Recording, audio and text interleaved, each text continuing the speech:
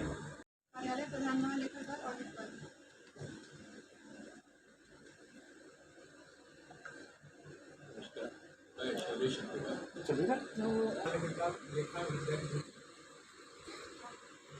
तीन का अनुपालन करेंगे।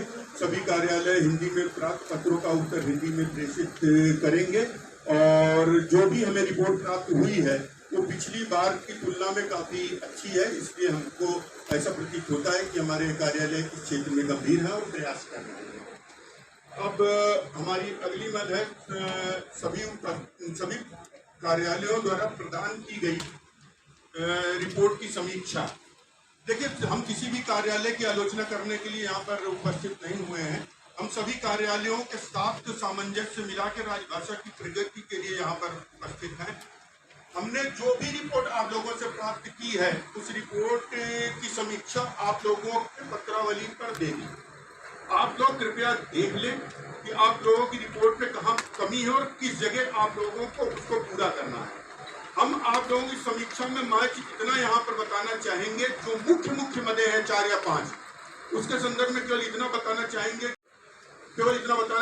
बाकी उस दायित्व का कितनी पूर्ति हमारे कार्यालय कर रहे हैं, कृपया वो स्वयं देख लें। क्योंकि आज जो जिस स्थिति पर हम लोग हैं, जहाँ पर हम लोग खड़े हैं, वहाँ पर सुधार किया जा सकता है। लेकिन जब संसदीय समिति या बड़ा कोई निरीक्षण होता है जिसके सामने हमारे कार्यालय प्रमुख होते हैं, उस समय हमारी स्थिति बहुत अच्छी नहीं होती। तो इसलिए हम लोग ये देख लें कि हम लोग किस स्थिति में हैं और कहाँ पर सुधार की हमको आवश्यकता है। जो हमारी समीक्षा रिपोर्ट आप लोगों को प्रदान की गई है, उसका सबसे पहला मद है, उसका प्रथम प्रश्न में हमने सारे मुख्य मद ले लिए हैं। तो प्रथम प्रश्न का ही उल्लेख हम यहाँ पर आप लोगों के बीच में करेंगे।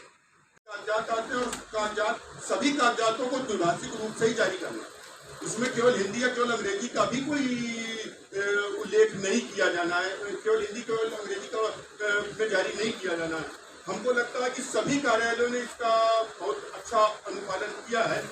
कुछ कार्यालय हमारे हैं जो धारा 3(3) के अंतर्गत जारी होने वाले कागजात को भी केवल अंग्रेजी में जारी कर रहे हैं। ये सावधानी की बात है। देखने वाले tender notice, tender form, tender application और जो मुख्य उसमें कागजात आते हैं वो है हमारे यहाँ जो आदेश जारी हो, जो सामान्य आदेश जारी होते हैं। सारे आदेश नहीं धारा 3(3) में आते हैं, उसको भी हमें द्विभाषी करना पड़ेगा। जी मैडम, नियम तो यही है, हम लोग करते हैं, उसको मंगा के ट्रांसलेट करते हैं। तो वो शायद वो एक सुपरफ्लुअस काम कर रहे हैं हम लोग एक तरह से। जी। तो इस तरह और रूल्स क्या है? रूल्स तो मैडम संसद बनाती है, नियम रूल्स है, उसमें हमारा कुछ लेना देना नहीं है। नोटिफिकेशंस भी वो भी नहीं अपना कोर्ट, उससे हमारा कुछ लेना देना नहीं है। लेकिन एडमिनिस्ट्रेटिव एंड अदर रिपोर्ट्स कोई भी अगर ठीक है, रिपोर्ट्स आई एग्री कि भी कोई अगर और स्टेट में भी पढ़ना चाहता है तो वो भी अगर द्विभाषी होगी तो सही रहेगा।